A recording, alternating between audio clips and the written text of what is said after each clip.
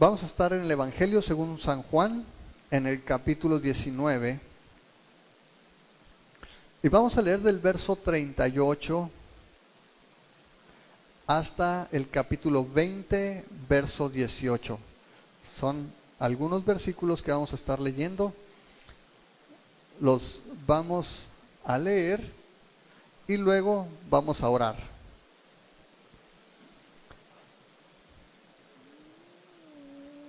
Juan 19, verso 18 dice: Después de todo esto, José de Arimatea, que era un discípulo de Jesús, pero secretamente por miedo de los judíos, rogó a Pilato que le permitiera llevarse el cuerpo de Jesús. Y Pilato se lo concedió. Entonces vino y se llevó el cuerpo de Jesús. También Nicodemo, el que antes había visitado a Jesús de noche, vino trayendo un compuesto de mirra y de aloes, como 100 libras. Tomaron pues el cuerpo de Jesús y lo envolvieron en lienzos con especias aromáticas, según es costumbre sepultar entre los judíos. Y en el lugar donde había sido crucificado había un huerto, y en el huerto un sepulcro nuevo, en el cual aún no había sido puesto ninguno. Allí pues, por causa de la preparación de la Pascua de los judíos, y porque aquel sepulcro estaba cerca, pusieron a Jesús. El primer día de la semana, María Magdalena fue de mañana, siendo aún oscuro, al sepulcro, y vio quitada la piedra del sepulcro. Entonces corrió y fue a Simón Pedro y al otro discípulo, aquel al que amaba Jesús, y les dijo: Se han llevado del sepulcro al Señor, y no sabemos dónde le han puesto. Y salieron Pedro y el otro discípulo y fueron al sepulcro. Corrían los dos juntos, pero el otro discípulo corrió más aprisa que Pedro, y llegó primero al sepulcro. Y bajándose a mirar, vio los lienzos puestos allí, pero no entró. Luego llegó Simón Pedro tras él, y él entró en el sepulcro y vio los lienzos puestos allí, y el sudario que había estado sobre la cabeza de Jesús, no puesto con los lienzos, sino enrollado en un lugar aparte. Entonces entró también el otro discípulo que había venido primero al sepulcro, y vio y creyó, porque aún no habían entendido la Escritura, que era necesario que él resucitara de los muertos. Y volvieron los discípulos a los suyos. Pero María estaba fuera llorando junto al sepulcro. Y mientras lloraba se inclinó para mirar dentro del sepulcro, y vio a dos ángeles con vestiduras blancas que estaban sentados, el uno a la cabecera y el otro a los pies, donde el cuerpo de Jesús había sido puesto. Y le dijeron: Mujer, ¿por qué lloras? Les dijo: Porque se han llevado a mi Señor y no sé dónde lo han puesto. Cuando había dicho esto, se volvió y vio a Jesús que estaba allí, mas no sabía que era Jesús. Jesús le dijo: Mujer, ¿por qué lloras? ¿A quién buscas? Ella, pensando que era el hortelano, le dijo: Señor, si tú lo has llevado, dime dónde lo has puesto, y yo lo llevaré. Jesús le dijo: María. Volviéndose ella, le dijo: Raboni, que quiere decir maestro. Jesús le dijo: No me toques, porque aún no he subido a mi Padre. Mas ve a mis hermanos y diles: Subo a mi Padre y a su Padre, a mi Dios y a su Dios. Fue entonces María Magdalena para dar a los discípulos las nuevas de que había visto al Señor y que Él le había dicho estas cosas. Vamos a orar. Padre, también te damos muchas gracias por tu palabra, Señor, porque creemos que tú nos has dejado un testimonio fiel, fidedigno, veraz, de quién eres y cuáles son tus planes para nosotros. Te pedimos para que en esta hora tú abras nuestro corazón, nuestro entendimiento, nuestra mente, que a través de tu palabra, Señor, tú nos escudriñes, que tu Espíritu Santo escudriñe nuestro corazón, que moldee nuestra vida, Señor, que nos acerques a ti, que podamos ver tu belleza, tu majestad, tu gloria, que podamos ser cautivados por ella, Señor, que podamos adorarte con un corazón sincero, con un corazón que se ha rendido a ti. Te lo pedimos en el nombre de Jesús. Amén.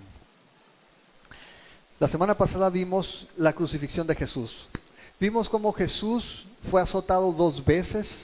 Vimos cómo Poncio Pilato primero lo había azotado con un látigo y de una manera no tan cruel. Decíamos, era la forma de darle su merecido, tratando Pilato de dejar ir a Jesús.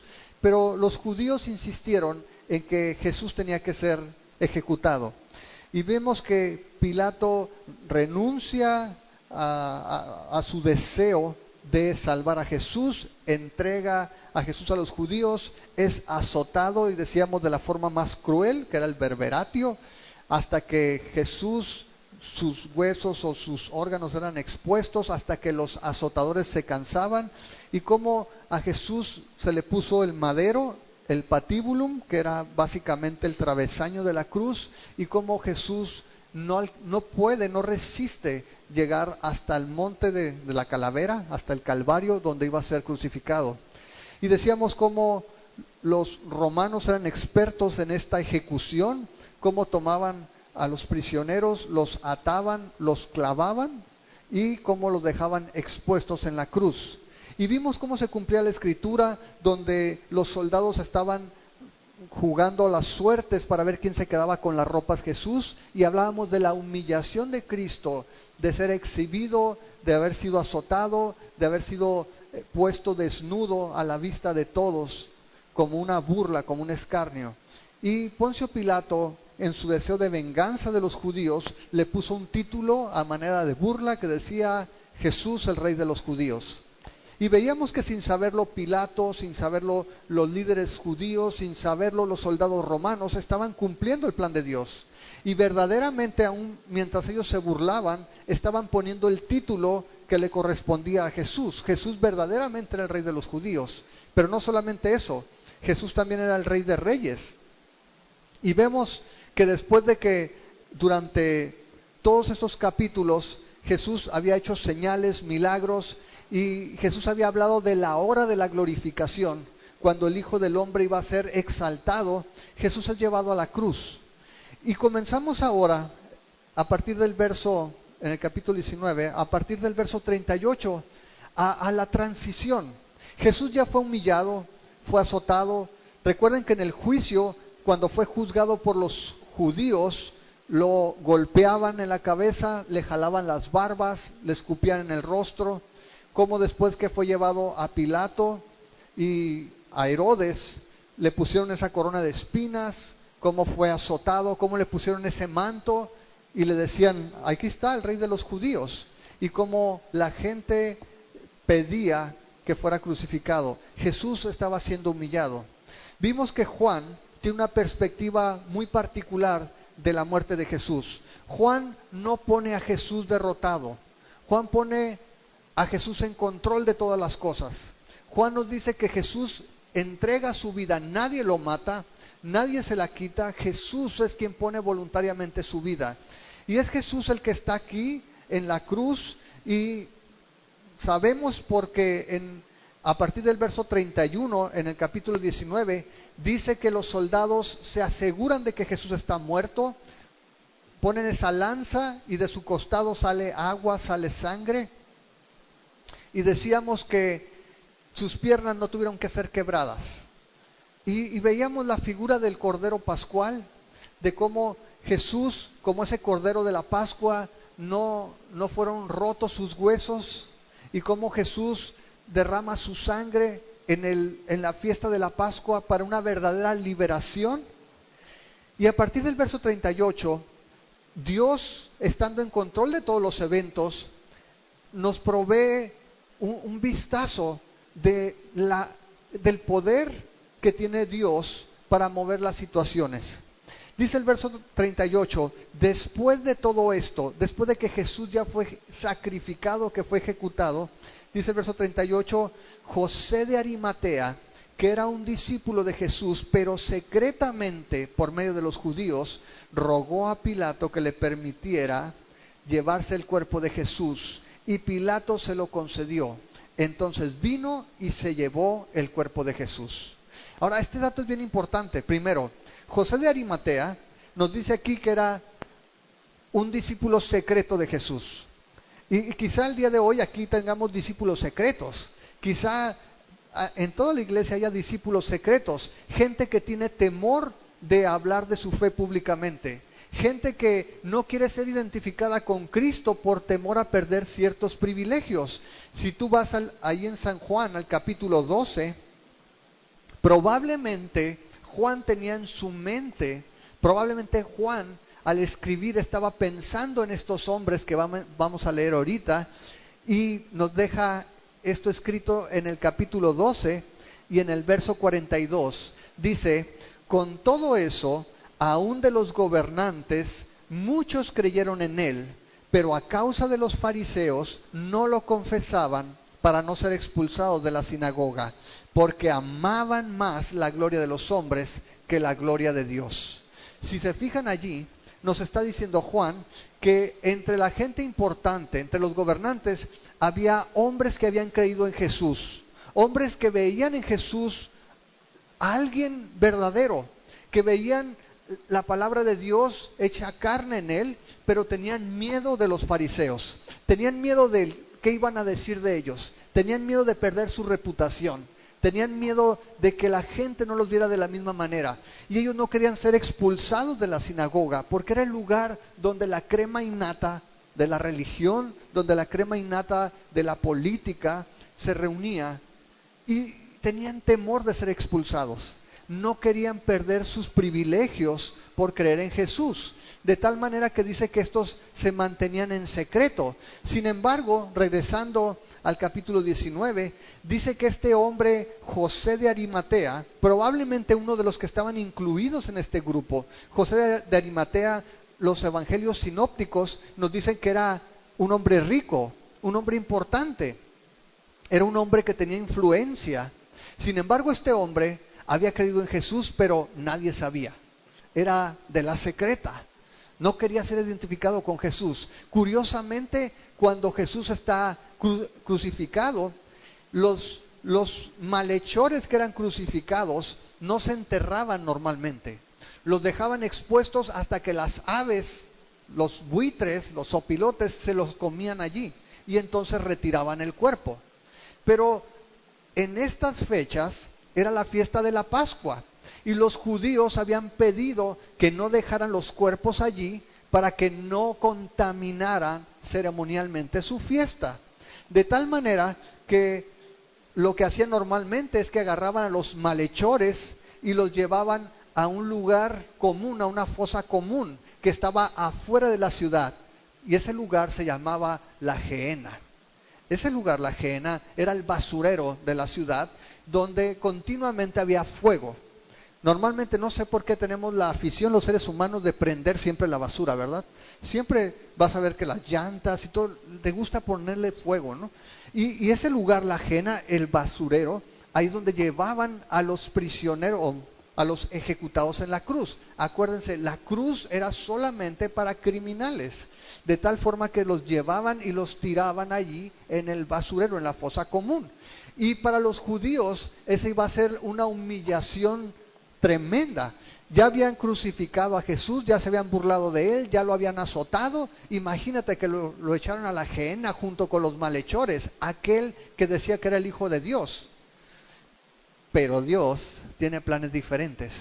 Y entonces este hombre que era de la secreta, José de Arimatea, va y le pide a Pilato lo que nunca había hecho. Nunca se había identificado con Jesús públicamente, y ahora va con Poncio Pilato y le dice: ¿sabes qué? Déjame enterrar a Jesús, déjame llevarme el cuerpo para darle una sepultura digna. Y entonces dice que en el versículo 38 dice que rogó a Pilato que le permitiese llevar el cuerpo de Jesús, y Pilato se lo concedió. Ahora, no sabemos si Pilato lo hizo porque quería vengarse de los judíos, o no sabemos si lo hizo porque sabía que Jesús era inocente, porque siempre supo que era inocente. El asunto es que entrega a este hombre rico, a este hombre importante, a este discípulo secreto, a José de Arimatea, le entrega el cuerpo. Ahora piensa esto: José de Arimatea tenía un riesgo doble. Primero, tenía que manipular, tenía que tocar el cuerpo de un muerto. ¿Y qué pasa? Para un judío eso lo contaminaba. Tocar a un muerto te hacía automáticamente impuro. No podías celebrar la fiesta de la Pascua. Si ustedes se acuerdan, los fariseos no quisieron entrar al edificio donde estaba Poncio Pilato para no contaminarse. Sin embargo, José de Arimatea pide el cuerpo de Jesús, de un muerto, para llevarlo y darle sepultura. Y por otro lado, Ahora José de Arimatea estaba identificado con Jesús. De tal forma que José de Arimatea, aquel discípulo collón, aquel discípulo secreto, tuvo el valor para ir y pedir el cuerpo de Jesús y corrió el riesgo. Y yo no sé, tarde o temprano lo hemos dicho, así como Pilato fue presionado por las circunstancias para que tomara una postura, él sabía que Jesús era inocente, lo que tenía que decidir es si corría el riesgo por la verdad o si mejor dejaba la verdad para guardar su posición. Pilato lo hizo. Pilato se lavó las manos y dijo, pues ahí está, yo no quiero tener nada que ver con esto, se lava las manos, pero entregó a Jesús. Aquí José de Arimatea puede haber hecho lo mismo, pero José de Arimatea corrió el riesgo y dijo, ¿sabes qué? Dame ese cuerpo para darle sepultura. Ahora, no fue el único. En el verso 39 dice, también Nicodemo, el que antes había visitado a Jesús de noche, vino trayendo un compuesto de mirra y de aloes como 100 libras. Ahora, Nicodemo era otro hombre importante en el concilio. Sabemos que era uno de los principales judíos, que también había ido de noche para que nadie supiera a platicar con Jesús. Era alguien que le dijo, maestro, sabemos que vienes de Dios, porque nadie puede hacer las señales que tú haces si no viene de Dios. Pero también tenía temor de los fariseos y se había mantenido al margen. Sin embargo, aquí, al igual que José de Arimatea, Nicodemo va y dice que lleva como 100 libras de especias, mirra y aloes. Era perfume y la mirra se usaba para embalsamar el cuerpo. Ahora, cuando hablamos de embalsamar, a lo mejor te acuerdas de las momias, ¿no? En Egipto. En Egipto, para embalsamar una momia, le sacaban primero los órganos, ¿no? Y eran muy ingeniosos, ¿no? El cerebro y todo se lo sacaban. Y luego le daban un tratamiento y entonces sí lo embalsamaban. Pero los judíos no. Los judíos lo hacían de una forma diferente. De hecho, dice aquí en el versículo 40, tomaron pues el cuerpo de Jesús y lo envolvieron en lienzos con especies aromáticas, según es costumbre sepultar entre los judíos.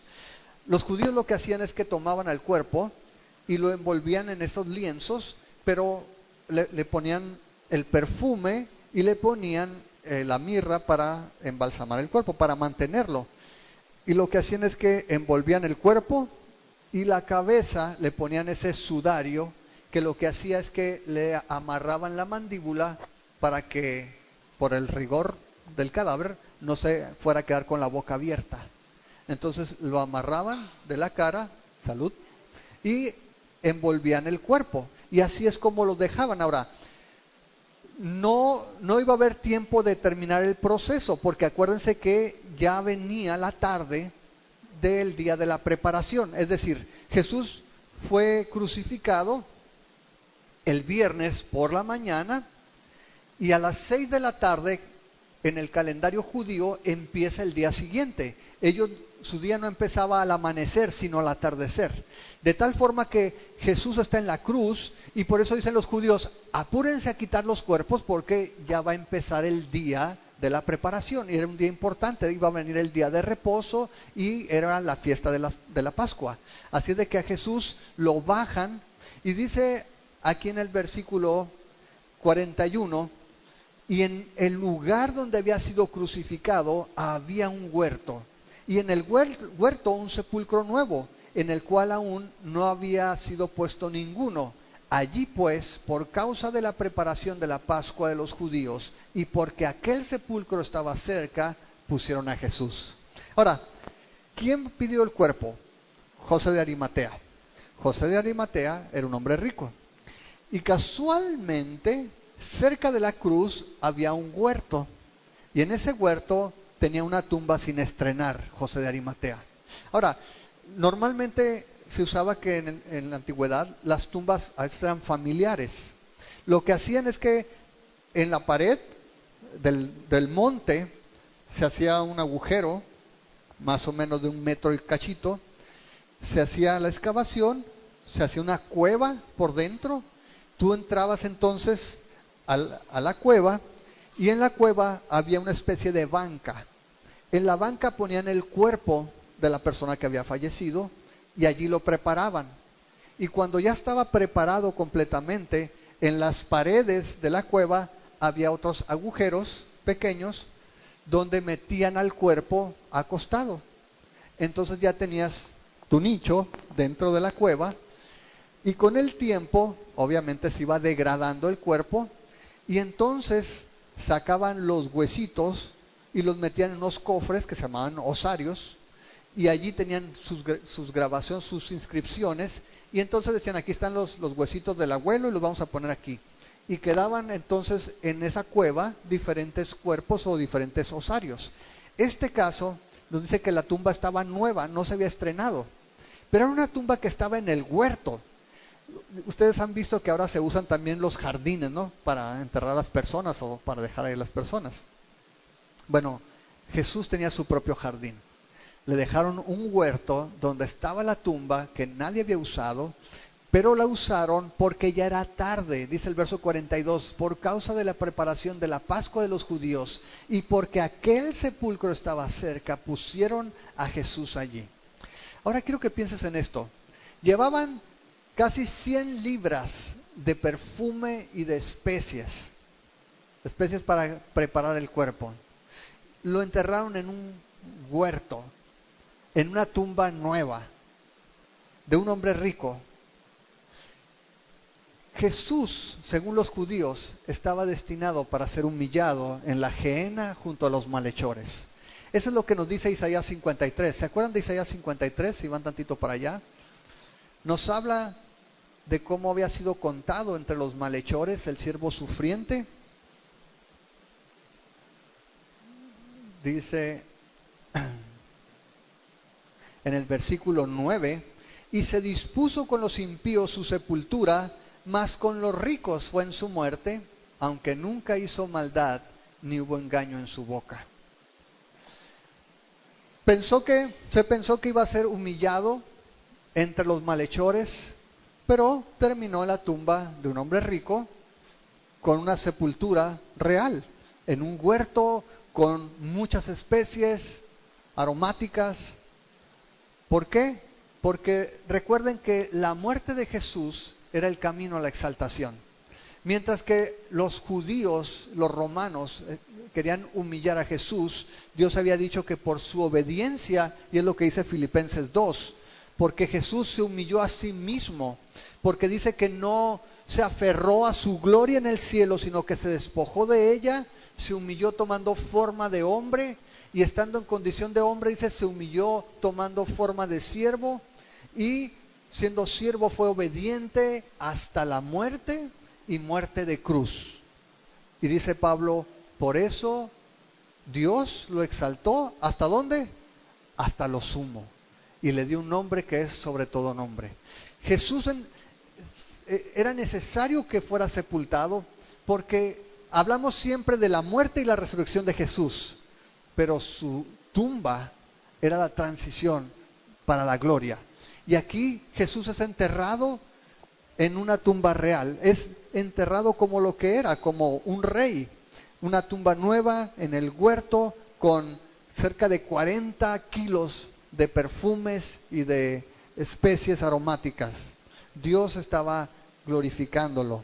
Ahora, sabemos entonces que el Señor estaba muerto, pero dice el capítulo 20, en el verso 1, el primer día de la semana, María Magdalena fue de mañana, siendo aún oscuro, al sepulcro, y vio quitada la piedra del sepulcro.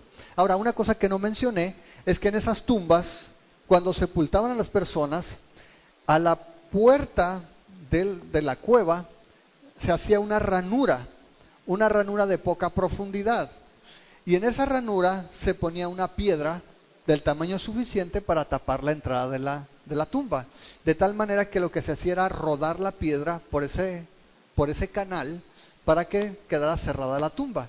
Ahora, sabemos por el Evangelio de Mateo, si vamos a Mateo, al capítulo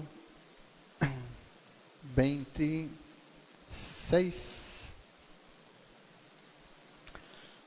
Mateo 26, no, Mateo 27, vamos a ver.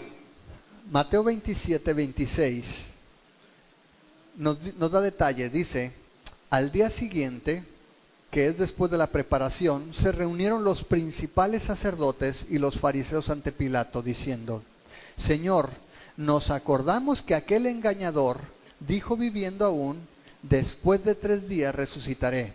Manda pues que se asegure el sepulcro hasta el tercer día, no sea que vengan sus discípulos de noche y lo hurten y digan al pueblo, resucitó de entre los muertos, y será el postrer error peor que el primero. Y Pilato les dijo, ahí tienen una guardia, vayan, asegúrenlo como saben. Entonces ellos fueron y aseguraron el sepulcro, sellando la piedra y poniendo la guardia.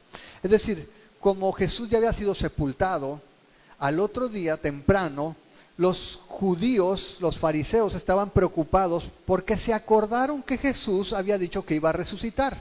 Entonces van con Pilato otra vez y le dicen, Señor, nos acordamos que aquel engañador dijo que al tercer día iba a resucitar. Entonces te pedimos que por favor lleves una guardia que vigilen la tumba para que sus discípulos no vengan, saquen el cuerpo y luego digan que Jesús resucitó y entonces vamos a quedar peor que como estábamos. Entonces Pilato le manda la guardia y dice que sellan la entrada y ponen la guardia allí. Si regresamos a Juan, al capítulo 20, dice que María Magdalena fue muy de mañana. Ahora, María Magdalena es aquella que nada más tenía 7 demonios, ¿se acuerdan? Estaba endemoniada y el Señor Jesús la había liberado. Esta mujer, junto con otras, los sinópticos nos mencionan más mujeres que van con ella. Pero acuérdense que estamos viendo la perspectiva de Juan, y Juan se enfoca en María Magdalena, y dice que llega siendo aún oscuro y vio quitada la piedra del sepulcro. Si tú lees el relato en Marcos, el Evangelio de Marcos dice que las mujeres iban al sepulcro preocupadas, porque dicen, ¿cómo vamos a mover la piedra? ¿Cómo vamos a entrar? Y cuando llegan y ven la piedra movida, se sacan de onda. ¿Quién movió la piedra? Entonces dice el versículo 2 que esta mujer corre y va con Pedro, va a Simón Pedro y al otro discípulo, aquel a quien amaba Jesús. ¿Quién es? Juan, él mismo, ¿no? Se dice, aquel al que amaba Jesús. Ok, María Magdalena va a avisarles y les dice, se han llevado del sepulcro al Señor y no sabemos dónde le han puesto. Lo primero que se vino a la mente de María Magdalena es, los soldados se llevaron el cuerpo, o los judíos se llevaron el cuerpo. Entonces, ellos pensaron, los discípulos, que alguien les había ganado el mandado. Alguien fue y se llevó al Señor Jesús, y ahora ya no lo vamos a saber dónde está. Y dice allí, que después de que dio la noticia, en el verso 3, salieron Pedro y el otro discípulo, o sea Juan, y fueron al sepulcro, y corrían los dos juntos, pero el otro discípulo corrió más aprisa que Pedro y llegó primero al sepulcro. No tenía que haber escrito esto Juan, pero lo escribió de todas maneras. Pedro salió primero, pero yo corrí más que él y le gané. Pasemos al otro versículo. Dice que los dos iban corriendo, pero él corrió más aprisa y llegó primero. Y bajándose a mirar, vio los lienzos puestos allí, pero no entró. Ahora, esto es importante, porque no entra a la tumba. Juan se asoma nada más y ve que en la banca, en la cama donde se preparaba el cuerpo, estaban los lienzos. Es decir, esto es extraño porque no estaban regados por todos lados, quedaron en la banca. Pero dice que el sudario no estaba allí. Dice en el versículo 5, pero no entró. Dice el verso 6, luego llegó Simón Pedro tras él, y él entró en el sepulcro y vio los lienzos puestos allí, y el sudario que había estado sobre la cabeza de Jesús, no puesto con los lienzos, sino enrollado en un lugar aparte. O sea que Jesús se levantó con todo y lienzos, y luego se lo quitó y lo dejó a un lado. ¿Ah? Dice allí, el verso 8, entonces entró también el otro discípulo que había venido primero, o sea Juan, al sepulcro, y vio y creyó. Ahora, piensa en esto, ¿qué es lo que vio y qué es lo que creyó Juan? que Jesús estaba vivo, que Jesús se había levantado. Es decir, no creían lo que Jesús había dicho. Ninguno de los discípulos creía que Jesús iba a resucitar. Jesús les había dicho muchas veces que era necesario que el Hijo del Hombre padeciera, que fuera a la cruz y que resucitara. Pero dice que Juan bajó, vio y entonces creyó. Pero mira la razón.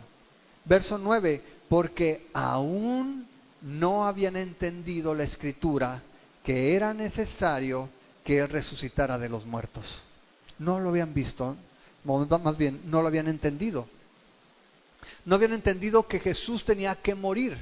Para los discípulos, Jesús hasta este momento había sido su esperanza, el Mesías, el Rey, que los iba a hacer libres de la esclavitud de los romanos, que iba a traer la gloria nuevamente al reino de Israel, pero no habían entendido que Jesús había venido a morir por sus pecados y por los nuestros. Era necesario que Jesús muriera en la cruz y que resucitara. ¿Por qué? Porque era necesario, porque no había otra manera de que los hombres pagáramos la deuda que tenemos con Dios. Todos los hombres estamos en deuda con Dios. Todos los hombres, dice la Biblia, somos malos por naturaleza. Y esto es contrario a la forma de pensar de la gente. La gente, la mayoría de las personas pensábamos o piensan que los hombres por naturaleza somos buenos. El hombre por naturaleza es bueno, pero el ambiente lo hace malo. Y la pregunta es, ¿quién hizo malo al ambiente? Sí, o sea, si los hombres somos buenos por naturaleza, entonces, ¿quién inventó lo malo que nos hace malos? La Biblia deja en claro que no hay bueno ni aún uno, solo Dios. Y todos los hombres estamos en deuda con Dios, y todos los hombres, por más esfuerzos que hagamos de agradar a Dios, fuera de la salvación, fuera del sacrificio que Jesús hizo en la cruz, no hay manera de que podamos reconciliarnos con Dios. Viendo esto, Jesús muerto y resucitado, es que entonces las palabras que Jesús dijo pueden cobrar sentido cuando resucitó a Lázaro. Si vamos en Juan al capítulo 11,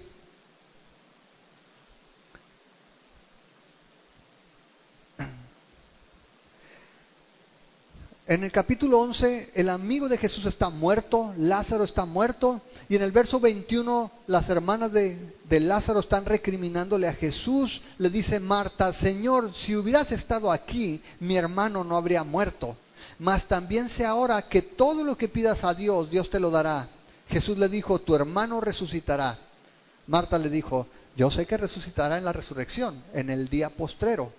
Le dijo Jesús: yo soy la resurrección y la vida. El que cree en mí, aunque esté muerto, vivirá.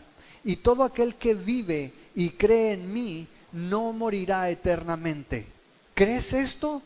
Le dijo: sí, Señor, yo he creído que tú eres el Cristo, el Hijo de Dios, que has venido al mundo. Y eso es lo que Jesús quiere que todos los hombres creamos. Esta mujer, cuando Jesús le dice: yo soy la resurrección y la vida, el que cree en mí, aunque esté muerto, vivirá. Y todo aquel que vive y cree en mí, no morirá eternamente. Ahora, no dice que no morirá, no morirá eternamente. Todos los hombres morimos. ¿Por qué morimos los hombres? ¿Te has pensado por qué morimos los hombres? Porque somos pecadores. Por eso morimos los hombres. Dios no muere porque es santo. Dios, cuando creó al hombre, lo creó para vivir por eternidad. Pero dice en Romanos 5, el apóstol Pablo nos da la razón de por qué los hombres morimos. Dice el capítulo 5, el verso 12: por tanto, como el pecado entró en el mundo por un hombre. ¿Por qué hombre? Por Adán. Adán desobedeció a Dios, el pecado vino al mundo. Y dice: así la muerte pasó, ¿a quiénes?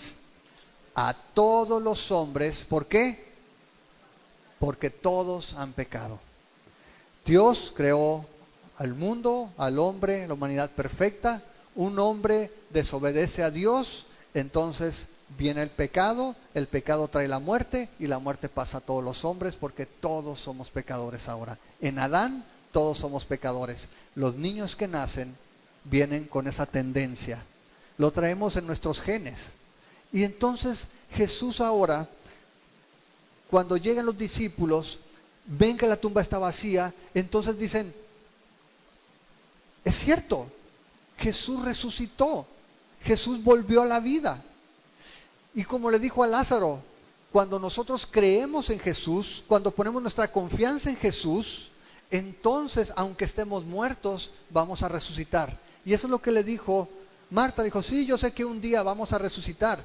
Ah, sí, pero yo te estoy hablando de una resurrección ahorita, independientemente de que un día todos vamos a resucitar.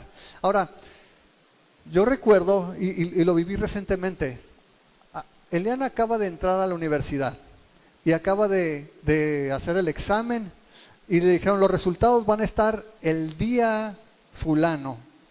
Y ahí estaba, a las 12 de la noche me dice Eliana, entra a ver si ya están los resultados. Y ahí estamos, no hay todavía. Y en la mañana antes de irme al trabajo, entra a ver, no, todavía no están. Y de repente me llama y me dice, ¿sabes que ya están los resultados? ¿Dónde? Y yo buscándolo hasta que encontré los resultados. Y entras así, ¿no? Ah, sí. Ya que ves que sí. Y recuerdo, yo no sé si tú recuerdas tus exámenes de admisión. Yo recuerdo en mi último semestre de la carrera, me faltaba una materia y me pusieron el examen a título. Es decir, tenía esa oportunidad para pasarla y entonces me titulaba. Si no la pasaba, me quedaba un semestre con una materia para titularme. Y recuerdo que ese día el maestro nos dijo, maestro, no vayas a publicar las calificaciones hasta que platiquemos, ¿no? Para asegurarnos de que no me pusiste malas a propósito, ¿no? Para que podamos ver. Y el maestro sí dijo, vengan a las 2 y platicamos. Pues llegamos antes de las 2, el infeliz ya había publicado las calificaciones. Pero entramos y verte en la lista, pasar, brincas, gritas y me gradué, gracias a Dios. Pero también estaban mis compañeros y una compañera de nosotros no estaba en la lista de aprobados y fue la cara opuesta de la moneda. La Biblia dice que en la resurrección va a pasar algo similar. Todos vamos a resucitar, pero unos para vida eterna y otros para muerte eterna. Y dice la Biblia, si me acompañas a Apocalipsis 20, que va a haber un libro, que es el libro de la vida. Y dice que los que no estén allí van a ser arrojados. Capítulo 20, verso 11.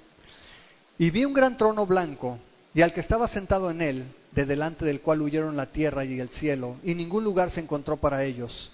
Y vi a los muertos, grandes y pequeños, de pie ante Dios, y los libros fueron abiertos, y otro libro fue abierto, el cual es el libro de la vida. Y fueron juzgados los muertos por las cosas que estaban escritas en los libros según sus obras. Y el mar entregó los muertos que había en él, y la muerte y el Hades entregaron los muertos que había en ellos, y fueron juzgados cada uno según sus obras. Y la muerte y el Hades fueron lanzados al lago de fuego. Esta es la muerte segunda. Y el que no se halló inscrito en el libro de la vida fue lanzado al lago de fuego. ¿Te fijas?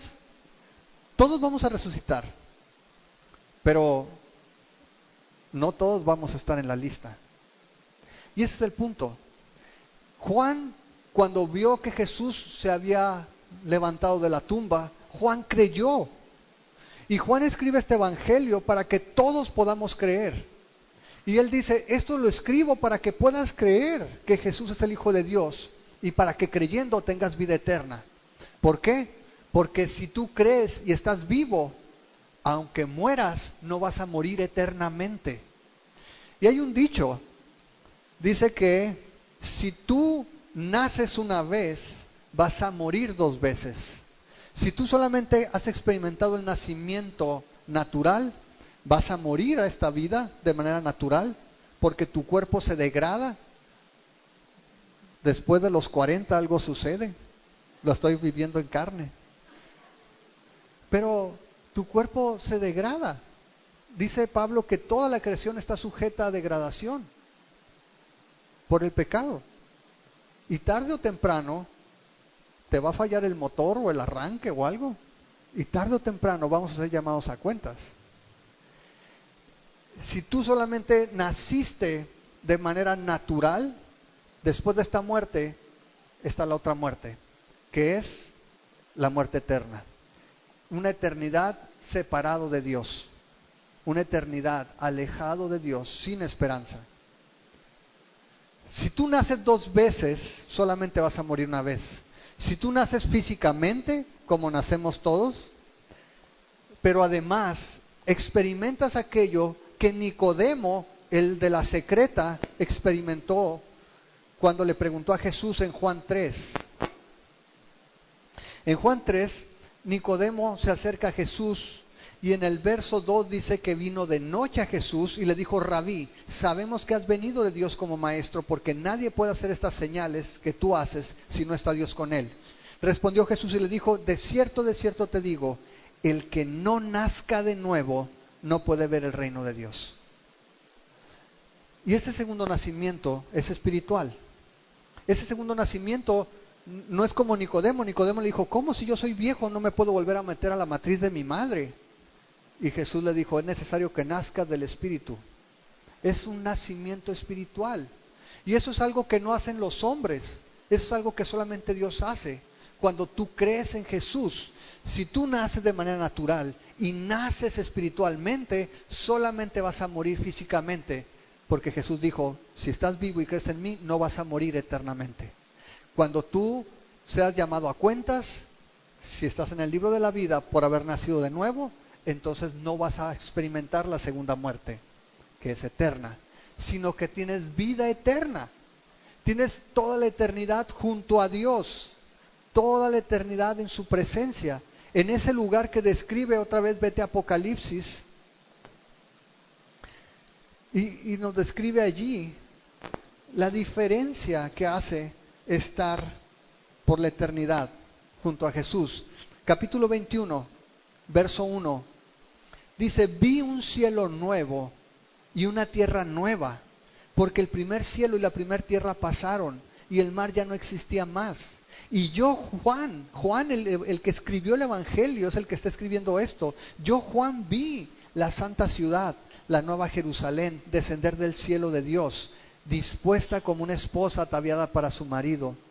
Y oí una gran voz del cielo que decía: he aquí el tabernáculo de Dios con los hombres, y Él morará con ellos, y ellos serán su pueblo, y Dios mismo estará con ellos como su Dios. Enjugará Dios toda lágrima de los ojos de ellos. Ya no habrá muerte, ni habrá más llanto, ni clamor, ni dolor, porque las primeras cosas pasaron. Y el que estaba sentado en el trono dijo: he aquí, yo hago nuevas todas las cosas. Y eso es lo que les espera a los que hemos creído en Jesús, a los que hemos confiado en Cristo, una eternidad junto a Él. En este mundo mucha gente dice: no creo en Dios, porque si hubiera un Dios no existiría la muerte, ni el sufrimiento, ni la hambre, ni los niños sufrirían, ni padecerían tanto. Espérate, Dios no es el que ocasionó todo esto. Todo eso es consecuencia del pecado. Y por eso la esperanza que tenemos todos, la tenemos en el día en que el Señor va a hacer todas las cosas nuevas. Que básicamente es como el Señor lo había hecho al principio. El huerto en el Edén, Adán y Eva, todo en armonía. Entra el pecado, todo el mundo queda bajo degradación. Pero Jesús vino para morir en la cruz, para restaurar todas las cosas. Para que todos aquellos que confiamos en Él, todos aquellos que creemos que Él es el Hijo de Dios, el que murió por nuestros pecados, podamos experimentar por la eternidad su presencia. Y allí entonces no habrá muerte, no habrá enfermedad, no habrá lágrimas, no va a haber contaminación, ni smog, ni calentamiento global, nada. ¿Por qué? Porque el Señor hace nuevas todas las cosas. Esa es nuestra esperanza, esa es nuestra confianza. Y por eso Juan, cuando ve entonces los lienzos y ve el sudario tirado allí, lo ve y creyó que era necesario que Jesús resucitara de los muertos. Y entonces dice el versículo 10, volvieron los discípulos a los suyos, se fueron corriendo con el resto de los discípulos. Quiero que pienses algo. Si tú estás leyendo este relato, te vas a dar cuenta de algo. En la cruz y en la sepultura, Dios jugó con la selección B. Las estrellas no son Pedro y Juan y Santiago y el resto de los discípulos, es Nicodemo, José de Arimatea, las mujeres, es la selección B, ¿se fijan? Todos los discípulos estaban escondidos, habían huido por temor, pero el Señor no le cuesta nada levantar a aquellos improbables, los collones que andaban escondidos por allá, los que eran de la secreta, las mujeres que no tienen, o en esa época, no se consideraba válido su testimonio. Qué interesante. Las primeras en ver a Jesús resucitado son las mujeres. Y el testimonio de una mujer para un judío no era válido. Si tú ibas y le decías, fíjate, tu esposa venía y te decía, fíjate José que pasó esto. No, necesito que un hombre me lo diga para creer esto. No creía en la palabra de la mujer. Pero Dios nada le cuesta tomar a los improbables para cumplir sus propósitos. Dice entonces el verso 11, pero María estaba afuera llorando junto al sepulcro. Y mientras lloraba se inclinó para mirar dentro del sepulcro y vio a dos ángeles con vestiduras blancas que estaban sentados, el uno a la cabecera y el otro a los pies donde el cuerpo de Jesús había sido puesto. Y le dijeron, mujer, ¿por qué lloras? Les dijo, porque se han llevado a mi Señor y no sé dónde le han puesto. Cuando había dicho esto, se volvió y vio a Jesús que estaba allí, mas no sabía que era Jesús.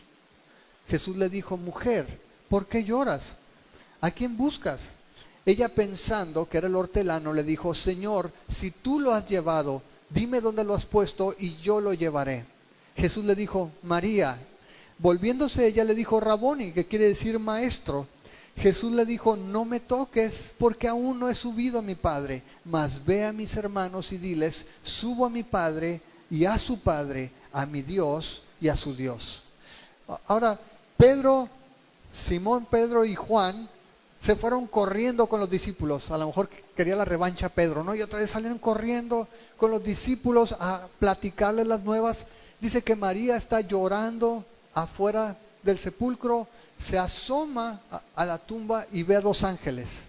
Ahora, pues, si estás acostumbrado a ver ángeles todos los días, pues no hay problema, ¿no? Pero dice que ve uno sentado en la cabecera y el otro en los pies de donde estaba Jesús. Y le dicen, ¿por qué estás llorando? Pues se llevaron al Señor y no sé dónde lo pusieron. Aparentemente no le dieron respuesta porque dice que ella se voltea para irse y está Jesús de frente y le dice, mujer, ¿por qué estás llorando? Y ella está en lo suyo, ¿no? El rímel, el corrido y todo, no puede ver bien, no sabe que es Jesús. Y le dice, pensaba que era el jardinero. Dices, Señor, si tú sabes a dónde se lo llevaron, dime y yo voy por él. No sé cómo se lo iba a llevar, pero yo voy, tú dime, yo voy por él. Y entonces Jesús le dice, María. Y entonces ella reconoce a Jesús, maestro. Maestro, y no solamente lo reconoce, no tenemos el detalle, sino que vemos esta frase extraña en el verso 17, no me toques porque aún no he subido a mi Padre. Y quizá, al igual que yo, por mucho tiempo, tengas esa idea de que María, no me toques, para atrás. No es eso lo que sucedió. Se han inventado muchas teorías al respecto, ¿no? No me toques, y sabes que todavía no tenía cuerpo, ¿no? Y se te iba a ir la mano. No, lo que sucede en los otros evangelios, vemos que cuando vieron a Jesús resucitado, dice que se postraron y tomaron sus pies. María lo que hizo, el gozo, es que lo agarró de sus pies. Y Jesús lo que está diciendo allí es, no te aferres, no me voy a ir. Todavía no he subido al Padre. ¿sí? Todavía no he subido al Padre, no voy a ir todavía. Aguanta, ¿no? Y, o sea, básicamente es, suéltame porque aquí estoy, ¿sí? Y el punto es que Jesús le dice, no te aferres a mí porque todavía no me voy, mas ve a mis hermanos y diles que voy a subir a mi Padre y a su Padre, a mi Dios y a su Dios. Y mira qué interesante que Jesús se identifica con ellos ahora. Jesús les había dicho que ya no les iba a llamar siervos. ¿Cómo les iba a decir? Amigos.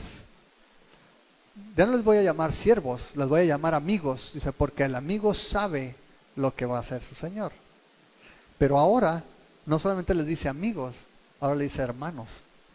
¿Y sabes qué? Ve a mis hermanos y diles que voy a subir a mi Padre y a su Padre, a mi Dios y a su Dios. Ahora, solamente por si te queda la duda ahí en la cabeza, si eso hubiera sido la instrucción, si hubiera pasado algo, o todavía, algunos dicen es que Jesús iba saliendo de la tumba, todavía no había sido glorificado. Jesús había sido glorificado desde la cruz. Pero si tú recuerdas, en la otra aparición a todos los discípulos, Jesús le dice a Tomás, tócale, ¿no? Mete tu dedo en la llaga, en mi costado, para que veas. Porque algunas personas dicen, no, es que si lo tocabas iba a contaminar. No, Jesús lo que está diciendo es, no te aferres, mujer. Aquí, suéltame, aquí estoy, hombre, no voy a ir. ¿Sí? Y les dice, ve y diles a mis hermanos que voy a ir al Padre, que es su Padre, y al Dios, que es su Dios. Jesús está identificando con ellos. Esas son buenas noticias. Si tú vas a Romanos 8,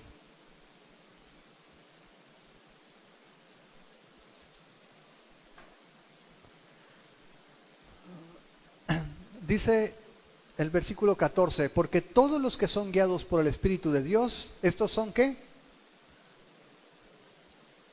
¿Qué son? Hijos de Dios. Dice el versículo 15, porque no han recibido el espíritu de esclavitud para estar otra vez en temor, sino que han recibido el espíritu de adopción por el cual clamamos, Abba, Padre. ¿Sabes qué? Jesús había prometido que Él tenía que irse para que viniera la promesa, el Consolador, el Espíritu Santo, y Pablo dice, ese espíritu que he recibido es el espíritu que te permite que tú le digas ahora, Padre, Papi. Y Jesús dice, dile a mis hermanos que voy a mi Padre, que es su Padre, a mi Dios, que es su Dios. Es más, si vas al libro de Hebreos, en Hebreos el capítulo 2 nos dice que Jesús no se avergüenza de nosotros, no se avergüenza de llamarnos hermanos. Capítulo 2.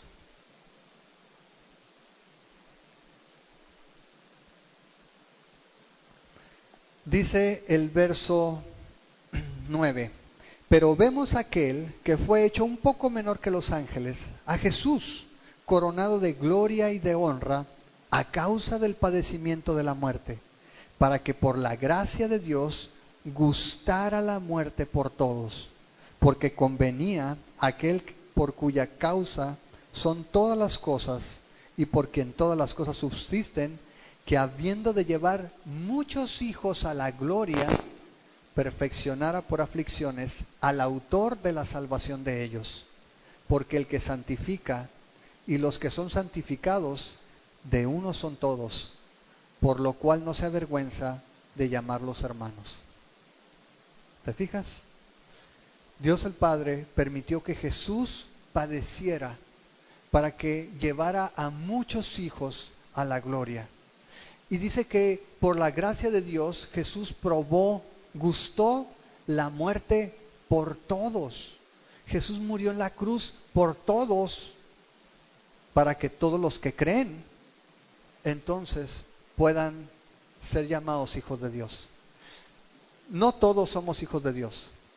A veces pensamos que todos los hombres somos hijos de Dios. La Biblia dice que todos somos obra de Dios. Todos somos hechura de Dios, todos somos creación de Dios. Pero si tú vas a Juan capítulo 1.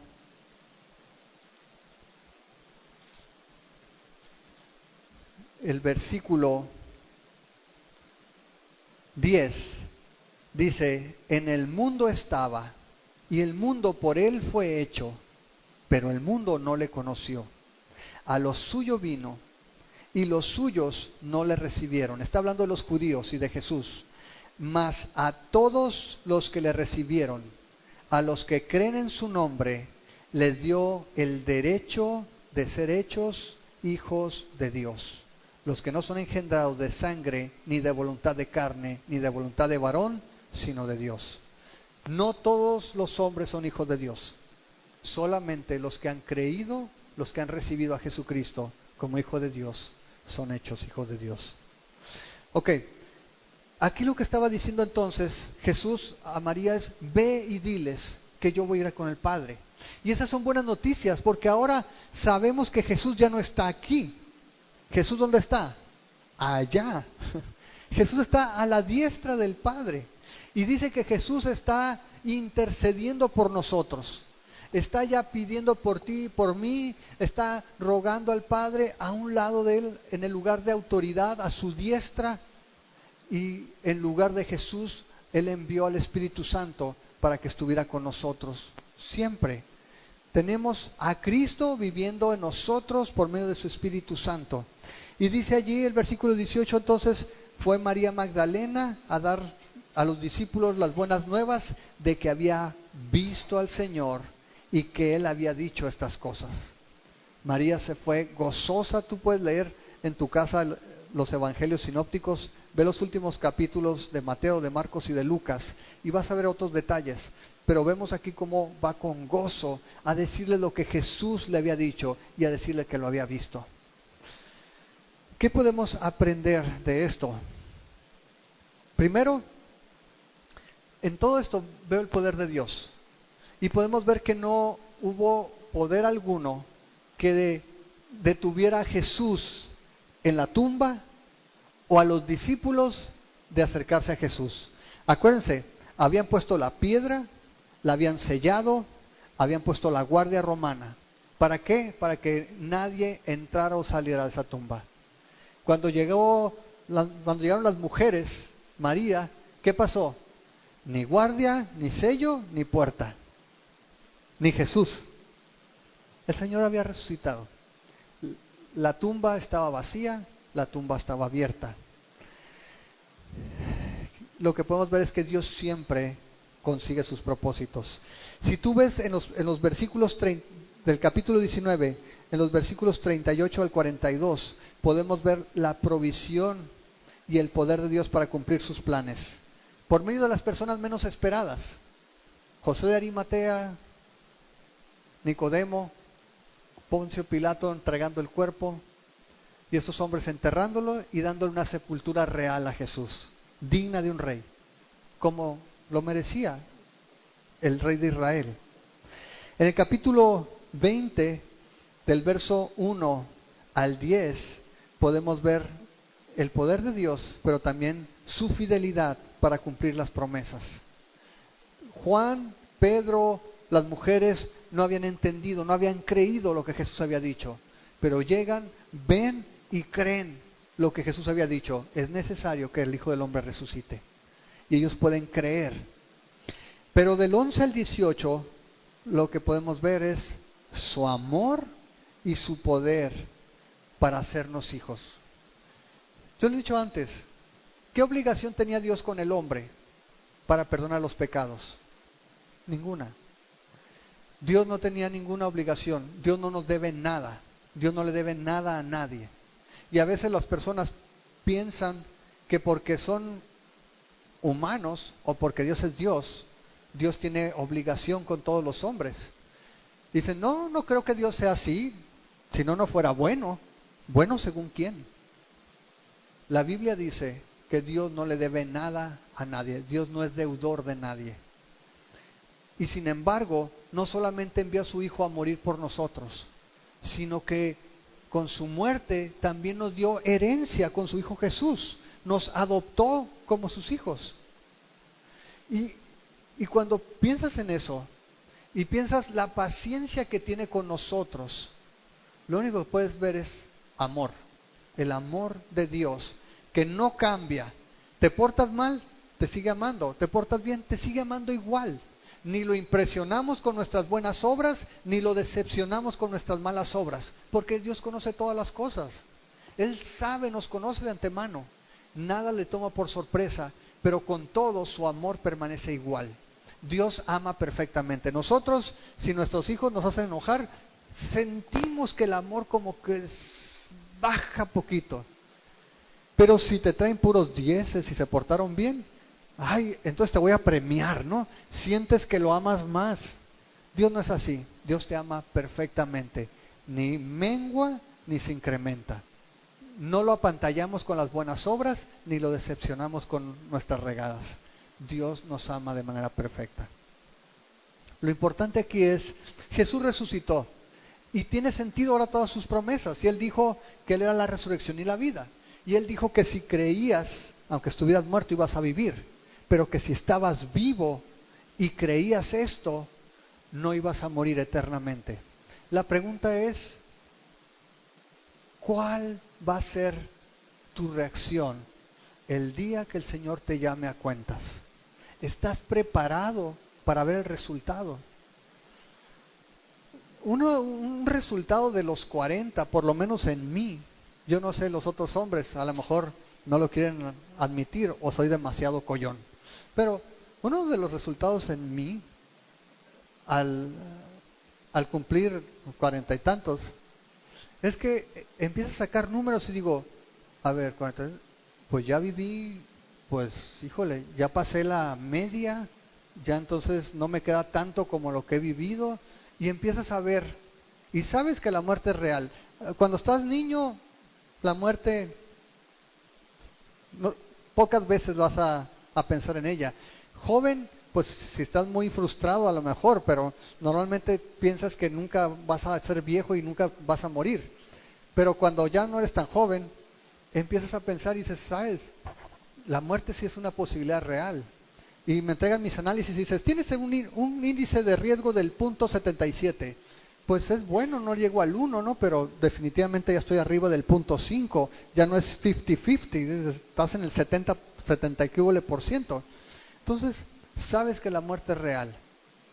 Y una de las cosas que empiezas a pensar es, ¿estás listo realmente para que el Señor abra ese libro y tú estés confiado porque sabes que buscaste lo más importante mientras estabas vivo? Sabes que no te desviaste en tarugadas mientras viviste tus 20, 40, 50 años, los 80, no sé cuántos. Pero sabes que te enfocaste en lo importante, que dejaste a un lado todas las bobadas, las tonterías en las que nos involucramos tantas veces, pensando y asumiendo qué es lo que importa en este mundo, cuando en realidad lo único que importa es dónde vas a pasar la eternidad. Porque les he dicho, la estadística es brutal. El 100% de los hombres mueren. No hay uno fuera de Jesús que haya escapado de esta realidad. ¿Y sabes qué? No sabemos el día, no sabemos la hora, pero todos vamos a morir. ¿En qué estás enfocado mientras estás vivo? ¿Qué es lo más importante para ti ahora? ¿En qué estás gastando tu energía, tu vida, tu esfuerzo, tu talento, tu tiempo? ¿En qué lo estás ocupando? Es que mi familia es importante. Sí, la familia es importante, pero no es más importante que Dios. Mi esposa es que es muy demandante. Atiende a tu esposa, pero nunca será más importante que Dios. Es que mis hijos están pequeños, están creciendo, o están adolescentes y no me la acabo, o ya están grandes, pero son igual de, no, tengo que seguir encima de ellos. Tus hijos son importantes, pero nunca nada ni nadie será más importante que Dios. Y lo que tenemos que hacer en este tiempo es tomar nuestra posición. ¿De qué lado estamos? ¿Vamos a creer lo que ya hemos visto? Tenemos testigos oculares, tenemos, a diferencia de ellos, tenemos el testimonio no de una mujer, tenemos más de 500 personas que estuvieron vivas, que presenciaron la resurrección de Jesucristo. Tenemos la posibilidad de decidir hoy si creemos o no en Jesús. Y para mí eso es lo más importante. Y yo creo que para ti también debe ser lo más importante. Porque el tiempo que tú vivas en esta vida, en este mundo, es nada comparado con la eternidad. Y no puedo pensar, bueno, sí he pensado, de hecho le comentaba a mis hijas, lo horrible que ha de ser despertar y saber que por la eternidad estás perdido, que no hay segundas oportunidades, que no hay posibilidad de arrepentirme, ni de regresar atrás, ni de buscar el perdón, porque en el tiempo que pude hacerlo, menosprecié las oportunidades. En el tiempo cuando pude tomar una decisión, fui tan ciego, tan sordo o tan orgulloso como para humillarme y reconocer que necesito un Salvador. Y esa es la decisión que tenemos que tomar todos. Ahora o mientras hay oportunidad. Porque una vez que morimos, ya no hay más. Está establecido, dice el libro de Hebreos, que el hombre muera solo una vez. Y después de esto, el juicio. Oramos. Señor, te damos gracias por tu palabra. Padre, te damos gracias porque en tu paciencia tú nos permites ser alertados por tu palabra. Señor, tú nos muestras en tu palabra que es importante las decisiones que tomemos hoy. Que todo lo que hagamos y lo que decidamos en nuestra vida tiene repercusiones en la eternidad. Y queremos pedirte, Padre, para que tú examines nuestro corazón. Señor, sabemos por tu palabra que el nuevo nacimiento, el nacimiento espiritual, no es algo que un hombre pueda provocar. Es algo que solamente tú puedes hacer. Señor, y no pretendemos ser Dios, pero sí te pedimos, Padre, para que tu Espíritu Santo examine nuestra vida, que tú hables a nuestro corazón, a cada uno de los que estamos aquí en este día, y que nos muestres, Señor, en dónde están nuestras prioridades. Señor, que podamos ver en qué estamos gastando esta vida, en dónde estamos poniendo nuestro corazón, y que tú, Señor, traigas arrepentimiento a nosotros. Señor, si hemos estado confiando en nuestras buenas obras, si es que hemos pensado que somos tan buenos que tú nos debes la entrada al cielo. Señor, si hemos pensado que podemos hacerte a nuestro gusto, que podemos manipular a Dios, perdónanos, Señor, y muéstranos que tú eres un Dios de amor, pero eres un Dios justo. Y dice tu palabra que no tendrás por inocente al culpable. Y tu palabra dice también que la paga del pecado es muerte. Y por cuanto todos los hombres pecamos, estamos destituidos, apartados, separados de la gloria de Dios. Señor, perdónanos. Y te pedimos, Señor, que nos des la fe. Tu palabra nos dice que la fe es un don de Dios. Por gracia somos salvos por medio de la fe. Y no es por obras, para que nadie se gloríe. Señor, ayúdanos